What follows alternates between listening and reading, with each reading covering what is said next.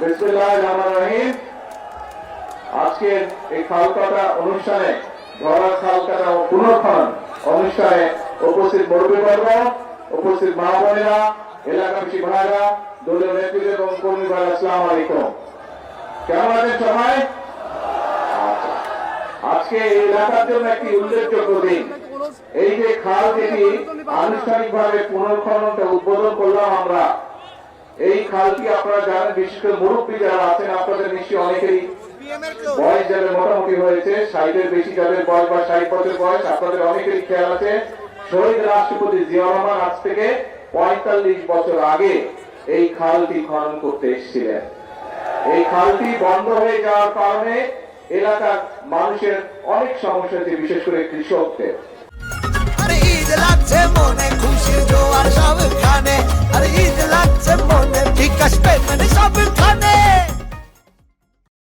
এই খালটি খনন সম্পন্ন হলে পরে এই এলাকার প্রায় 4300 কৃষক উপকৃত হবে, প্রায় 20,000 মানুষ এই এলাকার উপকৃত হবে। সমগ্র ময়মনসিংহ জেলাতে প্রায় 2500 কিলোমিটার খাল আছে, যেগুলি খনন বা পুনর্খনন করা প্রয়োজন। এখন প্রিয় ভাই বোনেরা, এই যে খাল পুনর্খনন করলে এই এলাকার মানুষের ক্ষতি হবে না উপকার হবে? উপকার হবে। প্রিয় ভাই বোনেরা, ঠিক একইভাবে কৃষক বলুন, সাধারণ মানুষ বলুন, যাদের পাশ দিয়ে খালটা যাবে তাদের কম বেশি উপকার হবে।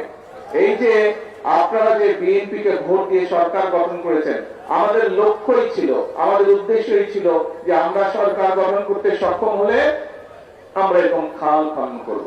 আমাদের লক্ষ্যই ছিল যে আমরা সরকার গঠন করতে সক্ষম হলে আমরা নারীদেরকে স্বাবলম্বী করার জন্য মায়েদের হাতে আমরা, পরিবার ভিত্তিক মায়েদের হাতে আমরা ফ্যামিলি কার্ড তুলে দেবো। সেটির কাজও আমরা শুরু করেছি, নিশ্চয়ই আপনারা খবরে দেখেছেন না? আমরা বলেছিলাম শুধু কৃষকদের খাল খনন, কৃষকদেরকে সহযোগিতা করার জন্য, যাতে বছরে অন্তত একবার হলেও তাদেরকে সরাসরি ভাবে আমরা সহযোগিতা করতে পারি। সেই জন্য আমরা ফ্যামিলি কার্ডের মতন কৃষক ভাইদের কাছে কৃষক কার্ডও দেব। সেটির কাজ আলহামদুলিল্লাহ আমরা শুরু করেছি। আমরা বলেছিলাম যে আমরা সরকার গঠন করতে সক্ষম হলে এই যে গ্রাম অঞ্চলে যে স্কুলে বাচ্চারা, ছোট ছোট বাচ্চারা আছে, প্রাইমারি স্কুলে বাচ্চা আছে, এই বাচ্চাদেরকে আমরা নতুন স্কুলের পোশাক দিব, এই বাচ্চাদেরকে আমরা বই খাতা নেওয়ার জন্য নতুন ব্যাগ দিব, স্কুল ব্যাগ দিব। সেটির কাজও চলছে। ইনশাআল্লাহ জুলাই মাস থেকে সমগ্র বাংলাদেশে পর্যায়ক্রমিক ভাবে সকল প্রাইমারি স্কুলের বাচ্চাদের কাছে আমরা নতুন কাপড় পৌঁছে দিব, তাদেরকে নতুন স্কুল ব্যাগ পৌঁছে দিব। প্রিয় ভাই বোনেরা, আমরা বলেছিলাম যে আমরা সরকার গঠন করতে সক্ষম হলে আমরা এই যে এলাকায় বিভিন্ন মসজিদ, মাদ্রাসা আছে, অন্য ধর্মের যে ধর্মীয় প্রতিষ্ঠান আছে, এইখানে যারা ব্যক্তি আছেন, মুসলমানের ইমাম খতিব আছেন, মসজিদ মাদ্রাসায় অন্য ধর্মের যে ধর্মীয় গুরু আছেন, তাদের জন্য আমরা সম্মানের ব্যবস্থা করব।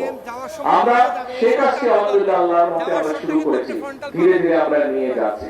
এখন প্রিয় ভাই বোনেরা, এই যে কাজগুলো করছি কম বেশি, আমরা বলেছিলাম যে আমাদের দেশের অসংখ্য তরুণ আছে, ছেলে হোক মেয়ে হোক, যাদের হয়তো শিক্ষার আলো আছে কিন্তু তাদের হয়তো কর্মসংস্থান নেই। আমরা বলেছিলাম যে আমরা সরকার গঠন করতে পারলে আমরা ধীরে ধীরে আমরা সমগ্র বাংলাদেশে যে আমাদের ভোকেশনাল ইনস্টিটিউশন আছে এগুলোকে জোরদার করব। প্রয়োজন হলে আমরা নতুন ব্যবস্থা নেব, যাতে করে আমাদের ছেলেরা, আমাদের মেয়েরা টেকনিক্যাল নলেজটা তারা পেতে পারে এবং দক্ষ মানুষ হিসেবে গড়ে উঠতে পারে। ফলে দেশি হোক বিদেশি হোক, যাতে করে তাদের কর্মসংস্থানের ব্যবস্থা করতে পারে। এই কাজও পর্যায়ক্রমিক ভাবে আমরা শুরু করেছি। এখন প্রিয় ভাই, এখন প্রিয় ভাই বোনেরা, আপনারা নিশ্চয়ই খেয়াল করেছেন এই যে এখানে যারা আছেন আপনারা প্রত্যেকেই কম বেশি সংসারী মানুষ আছেন না? এখানে সংসারী মানুষ আছেন। সংসার যখন চলে, সংসারে তো বিভিন্ন রকম সুবিধা অসুবিধা, বিপদ আপদ আসে না? বিপদ আপদ আসে। স্বাভাবিকভাবে দেশও একটা পরিবারের মতো, একটা পরিবারে হয়তো 5 জন 7 জন বা 8 জন 10 জন মানুষ থাকে, কিন্তু এই যে বাংলাদেশ নামক বিশাল পরিবার, এই পরিবারে প্রায় 20 কোটি, এই পরিবারের সদস্যের সংখ্যা হচ্ছে প্রায় 20 কোটি। এই 20 কোটি পরিবারের জন্য, এই 20 কোটি মানুষের পরিবারের সদস্যের জন্য ফ্যামিলি কার্ড ব্যবস্থা করা, এই 20 কোটি পরিবারের মানুষের জন্য কৃষক কার্ডের ব্যবস্থা করা, এই 20 কোটি পরিবারের মানুষের জন্য যা এর মধ্যে যারা ইমাম খতিব আছেন তাদের জন্য বিভিন্ন ব্যবস্থা করা, এই 20 কোটি মানুষের পরিবারে যে সন্তানরা আছে, এই যে বললাম প্রাইমারি স্কুলে তাদের স্কুল ড্রেস তৈরি করা, সেটির ব্যবস্থা করা, স্কুল ব্যাগ তৈরি করা, এর বাইরেও এই 20 কোটি মানুষের জন্য চিকিৎসার ব্যবস্থা করা, এই 20 কোটি মানুষের জন্য শিক্ষার ব্যবস্থা করা, সন্তানদের শিক্ষার ব্যবস্থা করা, এগুলা কি একদিনে করা সম্ভব? একদিনে করা সম্ভব না।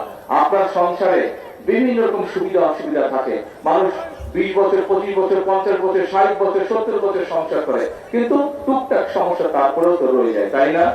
এখন সংসারে যেমন সমস্যা থাকে, দেশেও সমস্যা থাকে, কিন্তু আমরা যদি সকলে ঐক্যবদ্ধ থাকি, তাহলে এই যে আমি জিজ্ঞেস করলাম আপনাদেরকে, খাল খনন যদি আমরা করতে পারি, তাহলে উপকারটা কাদের হবে? আপনাদের উপকার হবে না ক্ষতি? আপনারা বলেন উপকারটা আপনাদের হবে। ঠিক একইভাবে ফ্যামিলি কার্ড যদি আমরা মায়েদের হাতে পৌঁছে দিতে পারি, উপকারটা হবে সাধারণ ক্ষেত্রে মানুষই করে।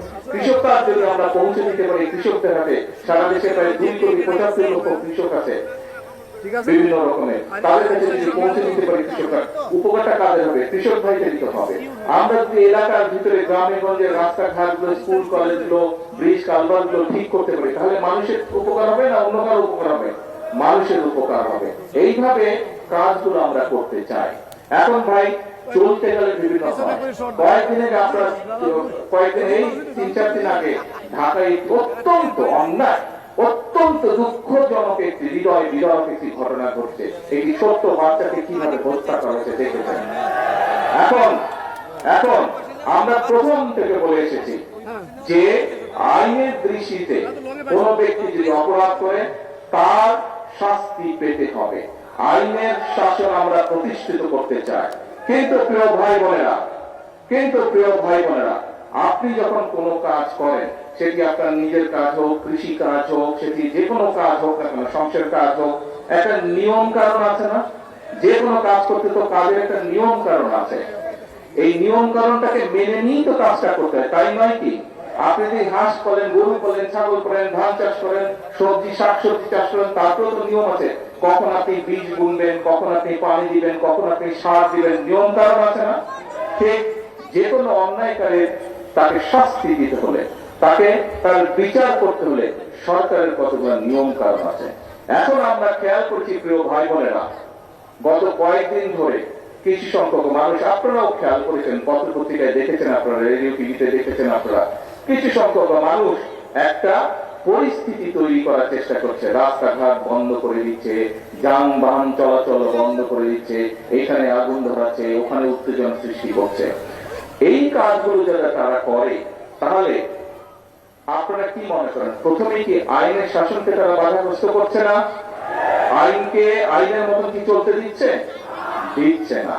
প্রিয় ভাই বোনেরা, আমরা খেয়াল করে দেখেছি যে এই যে অন্তর্বর্তীকালীন সরকার যখন ক্ষমতায় ছিল, এই 12 তারিখের নির্বাচনের আগে যে অন্তর্বর্তীকালীন সরকার ছিল, সেই সময় আমরা দেখেছি দেশে কয়েকটি দুঃখজনক এরকম অন্যায় ঘটেছে। সেই অন্যায় যখন ঘটেছে, আমি নিজে সেই সকল বাচ্চার মায়েদের সাথে কথা বলেছিলাম।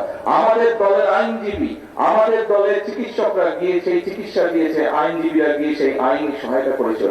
কিন্তু তখন আজকে যেই সকল ব্যক্তিরা হইচই করছে, রাস্তা অবরোধ করছে, বড় বড় কথা বলছে, সেদিন কিন্তু তাদেরকে আমরা মাঠে দেখিনি। সেদিন কিন্তু তাদেরকে আমরা দেখিনি যে তারা অবরোধ করেছে। তাহলে কি আমরা ধরে নেব আজকে যেহেতু জনগণকে 12 তারিখের নির্বাচনে বাংলাদেশের জনগণ যেহেতু বিএনপি কে ভোট দিয়ে সরকার গঠন করতে ক্ষমতা দিয়েছে, সেই জন্যই তাদের জ্বালা হচ্ছে, এবং এই জ্বালার কারণেই তারা এইসব কর্মকাণ্ড করছে।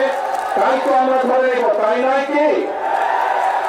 আপনারা চিন্তা করে দেখেন প্রিয় ভাই বোনেরা, যারা এই রকম পরিস্থিতি তৈরি করতে চেষ্টা করছে, তারা কিন্তু কৃষককে নিয়ে কোনো কথা বলে না।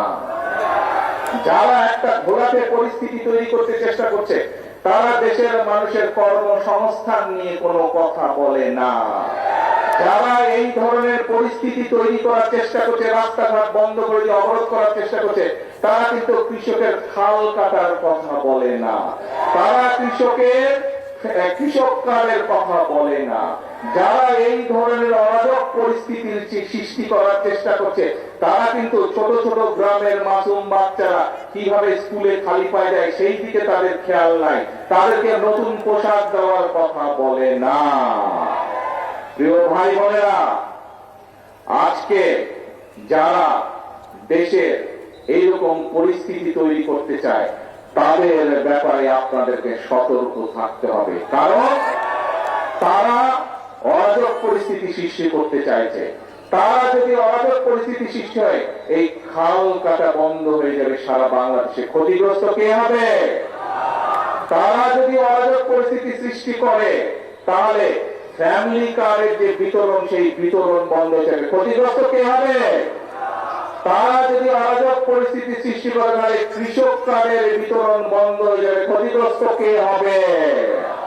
তারা যদি অরাজক পরিস্থিতি সৃষ্টি করে, তাহলে ইমাম সাহেবদের, মুয়াজ্জিন সাহেবদের, খতিব সাহেবদের, অন্যান্য ধর্মের যে ধর্মগুরু আছেন, তাদের সম্মান দেওয়া বন্ধ হয়ে যাবে। ক্ষতিগ্রস্ত কে হবে?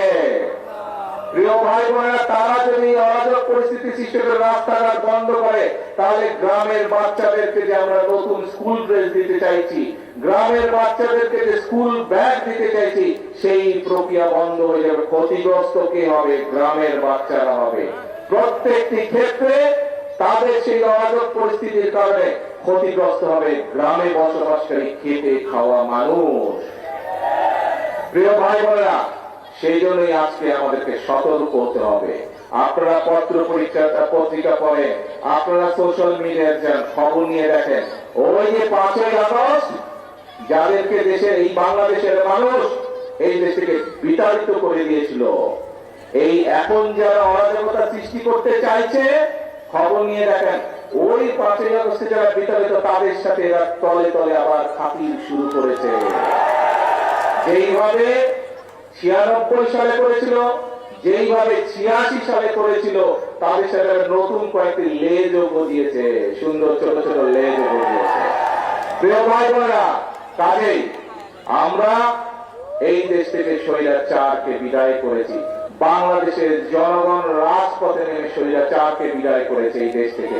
যেই স্বৈরাচার বাংলাদেশের মানুষের ভোটের অধিকারকে কেড়ে নিয়েছিল, যেই স্বৈরাচার বাংলাদেশের মানুষের কথা বলার অধিকার কেড়ে নিয়েছিল, যেই স্বৈরাচার বাংলাদেশের খেটে খাওয়া মানুষ, গ্রামে বসবাসকারী মানুষের সকল প্রকার উন্নয়ন বলাদের বন্ধ করে দিয়েছিল, সেই স্বৈরাচারকে এই বাংলাদেশের মানুষ, ছাত্র জনতা এক রাজপথে একত্রিত হয়ে তাদেরকে এই দেশ থেকে বের করে দিয়েছে।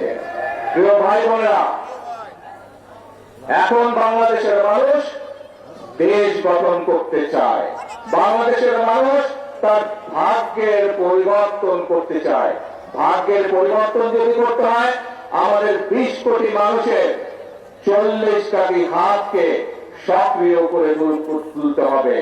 আমাদের 20 কোটি মানুষের 40 কোটি হাতকে কাজে ব্যবহার করতে হবে। আমাদের 20 কোটি মানুষের 40 কোটি হাতে কোদাল নিতে হবে, শ্রমিকের হাত তৈরি করতে হবে, দক্ষ শ্রমিকের হাত তৈরি করতে হবে। আমাদের 20 কোটি মানুষের 40 কোটি হাত দিয়ে নতুন ব্রিজ, কালভার্ট, স্কুল, কলেজ, হাসপাতাল তৈরি করতে হবে। তাহলেই আমরা এই দেশের মানুষের ভাগ্য পরিবর্তন করতে পারবো। প্রিয় ভাই বোনেরা, আমি আজকে এই বক্তব্যে সংক্ষেপে বিএনপির পরিকল্পনা, দেশ নিয়ে, দেশের মানুষকে নিয়ে বিএনপির যে পরিকল্পনা, সেই পরিকল্পনার কথা আপনাদের সামনে তুলে ধরলাম। একই সাথে আপনাদের সামনে আমি তুলে ধরেছি কিভাবে কিছু লোক ষড়যন্ত্র করছে এই পরিকল্পনাগুলোকে ভেস্তে দেওয়ার জন্য। যে পরিকল্পনার কথা আমি আপনাদের সামনে তুলে ধরেছি, সেই পরিকল্পনাগুলো আপনারাই বলেছেন যদি এগুলো সফল হয়, কারা উপকৃত হবে? কারা? কি ভাই, কারা উপকৃত হবে? এই পরিকল্পনা, বিএনপির পরিকল্পনা সফল হলে কৃষক কার্ডের পরিকল্পনা, ফ্যামিলি কার্ডের পরিকল্পনা, ইমাম খতিব সাহেবদের সম্মানের ব্যবস্থা, এই খাল খনন কর্মসূচি, বাচ্চাদের স্কুলের ড্রেস, এইগুলো যদি আমরা সফল করতে পারি, উপকার কাদের হবে? আপনাদের উপকার হবে। কারণ এই দেশের মালিক কারা? জনগণ। বিএনপি সরকার সেই জনগণের ভাগ্যের পরিবর্তন করতে চায় জনগণকে সাথে নিয়ে। প্রিয় ভাই বোনেরা, আজকে সময় এসেছে মানুষের ভাগ্যের পরিবর্তনের জন্য যে কাজগুলো, সেগুলো একদিকে সফল করা, আরেকদিকে যারা ন্যায় বিচারকে, সঠিক বিচারকে বাধাগ্রস্ত করার জন্য বিভ্রান্তি ছড়াচ্ছে, আরেকদিকে যারা মানুষের জন্য গৃহীত কর্মসূচিকে বাধাগ্রস্তের জন্য বিভ্রান্তি ছড়াচ্ছে, তাদের ব্যাপারে বাংলাদেশের মানুষকে সজাগ থাকতে হবে। পারবেন আপনারা সজাগ থাকতে? আমাদের সকলকে সজাগ থাকতে হবে। মনে রাখতে হবে, এই দেশের মালিক জনগণ। কিছু সংখ্যক মানুষ এসে বিভ্রান্ত ছড়াবে আর তারা সফল হয়ে যাবে, মানুষের ভাগ্যনি তারা ছিনিমিনি ফেলবে। এই কাজ আর হতে দেওয়া যাবে না। যারা জনগণের সাথে থাকবে, জনগণের পাশে থাকবে, জনগণের জন্য কাজ করবে, বাংলাদেশের জনগণ তাদেরকেই সাথে নিয়ে এই দেশকে রক্ষা করবে যে কোনো ষড়যন্ত্রের হাত থেকে। ঠিক? এবং সেই জন্যই আমি বলি এই দেশ আমাদেরকেই গড়ে দিতে হবে, এই দেশ আমাদেরকেই করতে হবে, জনগণকে সাথে নিয়ে করতে হবে। নিজের দেশ, আপনি নিজের ক্ষেত খামারি, নিজের ঘর বাড়ি যেভাবে নিজে গড়ে তুলেছেন, নিজে যত্ন নিয়েছেন, দেশটাও আমাদের সকলের নিজের। এইখানে আমরা যত মানুষ উপস্থিত হচ্ছে, প্রত্যেকে হচ্ছে এই দেশের অংশীদার, প্রত্যেকে হচ্ছে এই দেশের মালিক। কাজেই আমার ঘর আমাকেই দেখতে হবে, আমাদের দেশ আমাদেরকেই দেখতে হবে। আমাদের দেশের স্বাধীনতা, আমাদের দেশের সার্বভৌমত্ব, আমাদের দেশের মানুষের স্বার্থ আমরাই দেখব এবং যে কোনো ষড়যন্ত্র প্রতিহত করবো আমরা, ইনশাল্লাহ পারবেন। আসুন তাহলে আজ থেকে আমাদেরকে সতর্ক থাকতে হবে যে যারা বিভ্রান্তি ছড়ানোর চেষ্টা করছে, যারা আইনের শাসনকে প্রতিষ্ঠিত হওয়ার জন্য বাধাগ্রস্ত করছে, যারা মানুষকে বিভ্রান্ত করার চেষ্টা করছে, তাদের বিরুদ্ধে আসলে আমরা আজকে সজাগ থাকবো, তাদের বিরুদ্ধে আমরা সতর্ক থাকবো। এবং আমাদের আজকে প্রতিশ্রুতি, সেই খাল খনন করার মধ্যে দিয়ে আমাদের প্রতিশ্রুতি হচ্ছে একটি, করব কাজ, করব দেশ। সবার আগে কি ভাই? সবার আগে কি? বাংলাদেশ। আল্লাহ হাফেজ। বাংলাদেশ জিন্দাবাদ। বাংলাদেশ জাতীয়তাবাদী দল জিন্দাবাদ। আসসালামু আলাইকুম।